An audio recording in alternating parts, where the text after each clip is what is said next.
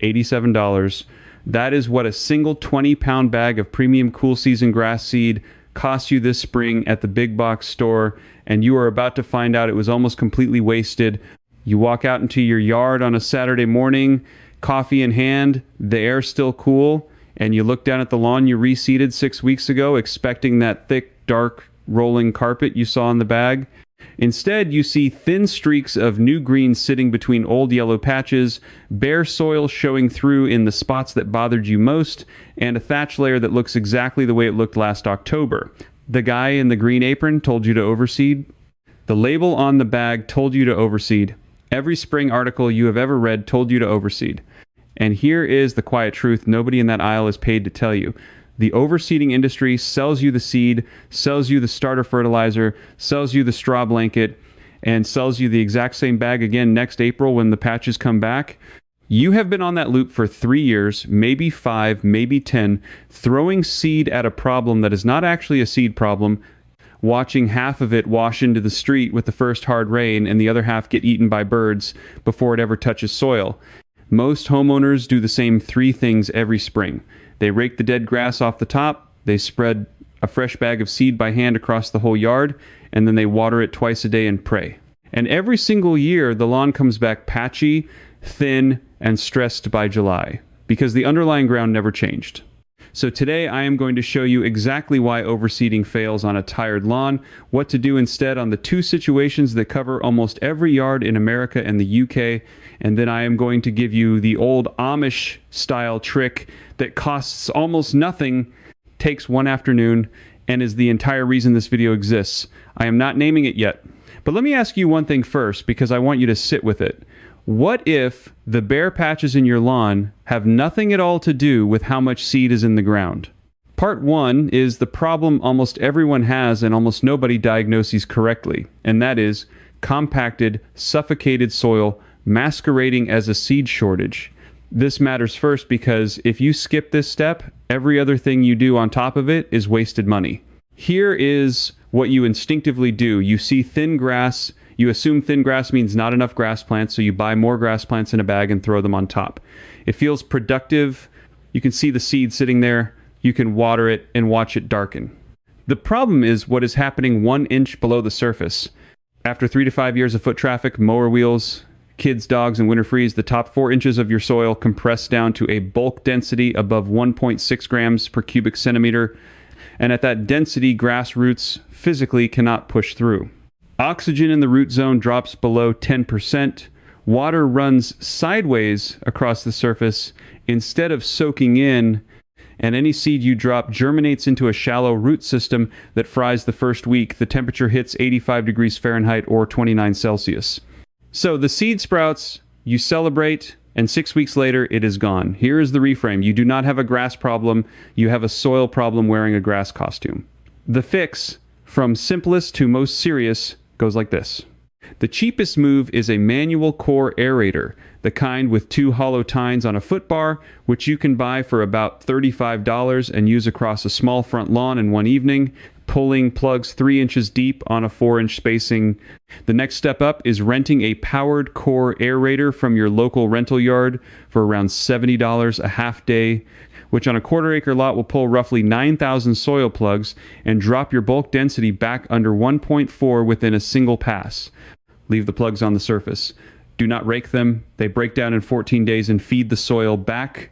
The most advanced version, if your soil is heavy clay, is to follow aeration with a 1/4 inch top dressing of screened compost, about 1 cubic yard per 1,000 square feet, worked into the holes with the back of a leaf rake. If you keep overseeding without doing this, here is what you lose. You lose the $87 on seed. You lose 6 weeks of watering at roughly $40 on your water bill, and you lose the entire growing window because by the time you realize it failed, it is already late June and too hot to start again. One universal prevention tip before we move on: never mow the same direction twice in a row. Alternate 90 degrees every cut. That single habit cuts wheel rut compaction by almost half over a season. If this is the kind of thing nobody tells you in the garden aisle, take 2 seconds and hit the subscribe button, because every video on this channel is built exactly like this. Mechanism first, marketing last, 1 click, and then we keep going. And if you want to go deeper than what a single video can cover, there is something worth knowing about. I put together a complete field-level reference called the Amish Lawn Guide and the Amish Soil Guide, also available as the Complete Amish Yard Field Edition, which walks through the full seasonal system behind everything I am showing you here, including soil prep, compost schedules, and the weed suppression sequence, all in one place. It is $97, and the link is in the description. A lot of people who grab it tell me it is the first lawn resource they have read that actually explains the why behind every step instead of just selling them another product. Now, back to the second problem that quietly kills more reseeding jobs than anything else. Part 2 is a completely different problem, technically separate from compaction, and it is the one that quietly kills more reseeding jobs than anything else, a thatch layer thicker than half an inch. Here is the thesis. Most people think thatch is dead grass clippings, but actually thatch is a tight mat of living and dead stem tissue, lignin-rich, water repellent, and the moment it crosses half an inch thick, your new seed cannot reach soil at all. The catastrophic consequence is this. You spread seed, the seed lands on the thatch holds just enough moisture to crack the seed coat, the root tries to grow downward, hits the mat, and the seedling dies of dehydration within 10 days because its root never touched real dirt. You will not see this happen. You will just see thin results in August and blame the seed brand. Method 1, the cheapest fix, is a thatching rake, a stiff curved blade hand rake that costs about $25. You pull it across the lawn in tight overlapping rows, and it tears the mat up in clumps. You can bag on a small lawn of under 2,000 square feet. 2 hours of work removes roughly 30 pounds of thatch. It works because the curved blades cut horizontally through the lignin fibers that a normal leaf rake just glides over. Method 2 is a powered dethatcher, sometimes called a vertical mower or verticutter, which you can rent for about $80 for 4 hours. Set the blade depth to a 1/4 inch below the soil surface. Run it in 2 perpendicular passes, and it will lift out 2 to 3 times more material than a hand rake on the same square footage. It works because the spinning vertical blades slice the mat into strips that release from the soil instead of tearing in chunks, and the cleaner the cut, the faster the remaining grass recovers. Method 3 is the one a professional would reach for on a really bad lawn, and that is a combined dethatch and aerate pass followed by a microbial soil drench, usually a humic acid and molasses mix at 4 ounces per gallon over 1,000 square feet. The mechanism there is biological. The sugars in the molasses feed the soil bacteria that actually digest the remaining thatch from underneath. So within 30 days, you have eaten through what you could not pull out, and the lawn opens up at the root zone. Each step up costs more, but each step up also pays back faster on a yard that has been neglected for several seasons. Part 3, prevention. And this is the open loop I sealed at the start, the reason the whole video exists, the old Amish style approach that costs almost nothing and replaces overseeding entirely on most lawns. It is called a compost top dressing, and the Amish have been doing it on pasture and dooryard grass for generations because they did not have $87 seed bags or starter fertilizer, and they did not need them. Here's the single action. Once a year, in early spring, just as soil temperatures cross 50 Fahrenheit or 10 Celsius, you spread a 1/4 inch layer of finished screened compost across your entire lawn and rake it down into the existing grass canopy with the back of a leaf rake. That is it. Why it works mechanically is simple. The compost fills the aeration holes in the thatch gaps with living microbiology. It adds about 1 pound of slow-release nitrogen per 1,000 square feet. It raises soil organic matter by roughly 0.5% per application, and it triggers your existing grass crowns to send out new tillers, which are sideways shoots that fill in bare patches with the grass you already have. Instead of new grass you have to buy. The exact material is screened leaf and manure compost, dark, crumbly, smells like forest floor, never sour. You can buy it in bulk from a local landscape supply for about $35 a cubic yard, which covers 1,000 square feet at the right depth, or you can make it yourself in a wire bin for the cost of nothing. You apply it with a flat shovel by tossing small heaps every 6 feet and dragging them out with the rake until the grass blades are still showing through the top. Done once a year. This single habit saves you the $87 seed bag, the $40 starter fertilizer, the $20 straw blanket, and roughly $60 in extra watering. So call it $200 saved every single spring, every single year on a typical suburban lawn. Now, which one is for you? If your lawn is small, under 2,000 square feet, and the grass is thin but the soil is soft when you push a screwdriver in, skip the dethatching and go straight to a hand aeration and compost top dressing in one weekend. If your lawn is a quarter acre or more and the screwdriver will not go in past 2 inches, rent the powered aerator, rent the dethatcher, and follow with the compost in a single rented afternoon. If you are on heavy clay in the UK or in the Midwest and water pools on the surface after a rain, do the full professional sequence: aerate, dethatch, compost, and humic drench once, and then drop back to compost only top dressing every spring after that.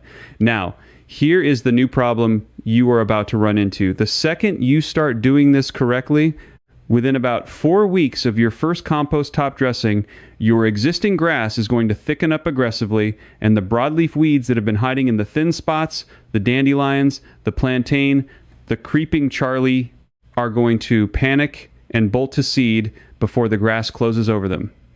You are going to walk out one morning and see yellow heads everywhere and think you made it worse. You did not. You woke the lawn up and the weeds are losing the fight, but they get one last loud chance to spread before they go. If that is where you are, or where you are about to be, drop a comment below with just the single word weeds, so I know to put your yard on the list, and the next video will walk you through exactly how to knock those last broadleaf invaders out without spraying anything that kills your new growth. Subscribe before you close the tab, because if you miss that one, the seed heads will be in your soil for the next 3 years, and we start the loop all over again. One click. I will see you in the next one.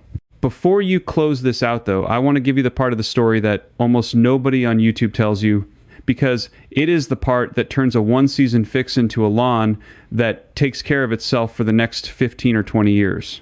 The Amish families I learned this sequence from in Lancaster County, Pennsylvania, and later from a smaller settlement outside Mount Hope, Ohio, were not doing any of this for the lawn in front of the farmhouse.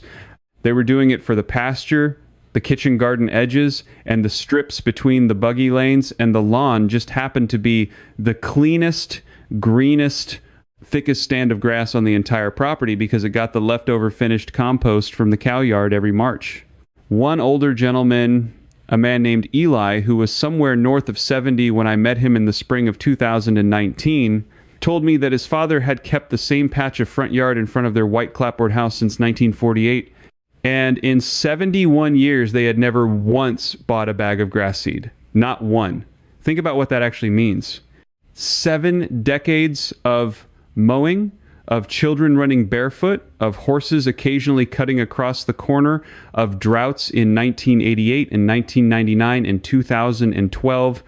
And that lawn just kept getting thicker because every single spring it got a 1/4 inch of black, crumbly, sweet-smelling compost raked across the surface and watered in with whatever the sky provided. Now compare that to what the average American homeowner has been sold since roughly 1955, when the Scotts Company in Marysville, Ohio, really started pushing the 4-step program nationally through television advertising. The pitch was simple, and it worked, because it gave people a checklist they could follow. Step 1 in early spring, Step 2 in late spring, Step 3 in summer, Step 4 in fall, and overseed in September. By 1978, the average suburban household in the United States was spending somewhere between $40 and $60 a year on lawn inputs. Adjusted to today, that is roughly $240. And by 2019, the EPA estimated American homeowners were collectively spending around $47 billion annually on lawn care products and services. $47 billion. For grass, and the grass, by every soil scientist I have spoken to at Penn State Extension and at Ohio State, is on average thinner, more disease-prone, and more dependent on inputs than it was in 1955, because 70 years of synthetic nitrogen and zero organic matter return has stripped the topsoil of the biology that used to feed the roots for free. That is the stakes part. If you keep overseeding every fall, you are not just spending $80 to $120 per 1,000 square feet on seed that mostly will not germinate. You are also training yourself to depend on a product cycle that gets more expensive every single year. Bluegrass seed in the fall of 2020 was running about $4.20 a pound at the co-op I use. In the fall of 2024, the same bag from the same supplier was $7.10 a pound. That is a 69% jump in 4 years. And nobody I know is getting 69% more lawn out of it.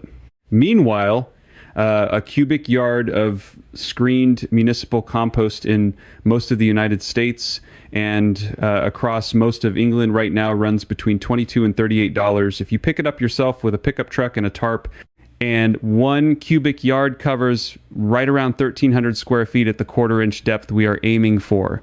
Do that math against the seed bill, and the difference is not small. It is roughly 1/5 the cost per square foot, and the compost keeps working for 3 to 5 years after you put it down because it is feeding the soil biology, not just the grass blades.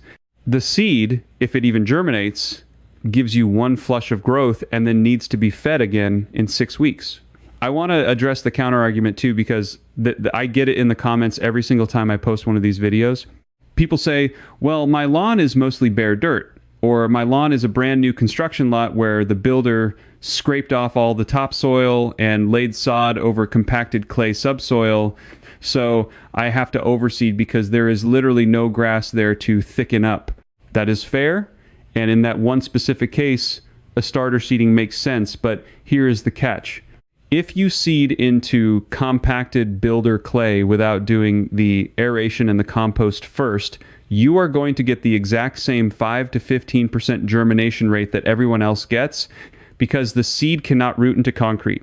So even in the new construction scenario, you do the aeration and the compost first, you let the soil breathe for 2 to 3 weeks, and then you broadcast seed into the prepared surface at about half the rate the bag tells you, because the bag rate assumes you did none of the prep work and most of the seed will die. There is one more piece of this that I want you to hear because it changed how I think about my own yard. A soil biologist named Dr. Elaine Ingham, who has been working on this since the late 1980s out of Oregon, has been measuring the microbial life in lawn soils for over 30 years, and her data shows that a healthy lawn soil should have somewhere between 600 million and 1 billion bacteria per gram of soil, plus several miles of fungal hyphae per gram. The average chemically maintained suburban lawn she has tested comes in at under 50 million bacteria per gram and essentially 0 fungal activity. That is a 95% reduction in the living engine that is supposed to be feeding your grass for free. When you put down that 1/4-inch of finished compost, you are not just adding nutrients, you are reintroducing the workforce, and within 1 full growing season, the biology will repopulate the top 2 inches of soil and start cycling nitrogen out of the air, out of leaf litter, and out of the grass clippings you leave behind every time you mow. That is also why, by the way, you stop bagging your clippings the moment you start this program. Every bag of clippings you haul to the curb is roughly 4% nitrogen by dry weight, and a typical 1/4-acre lawn produces around 500 pounds of dry clipping mass per season, which works out to about 20 pounds of free nitrogen you are literally throwing away. Leave them on the lawn, let them fall between the blades, and within 72 hours in warm weather, the soil biology you just rebuilt with the compost will have those clippings broken down and feeding the roots. That alone, just stopping the bagging, is worth about $60 to $80 of fertilizer per season at current prices. So when somebody asks me what the cheapest, most durable, longest-lasting lawn strategy actually is, the answer has not changed in 300 years of farming in this part of the world. Feed the soil, not the plant. Return organic matter every spring. Mow high, around 3.5 to 4 inches, and leave the clippings. Water deeply and rarely, about 1 inch per week, including rainfall, in 1 or 2 long sessions rather than daily sprinkles. And skip the overseeding entirely unless you have actual bare ground larger than the palm of your hand. Comment weeds below if you want the broadleaf follow-up. Hit subscribe so the notification actually reaches you in about 10 days when I post it, and I will see you in the next one.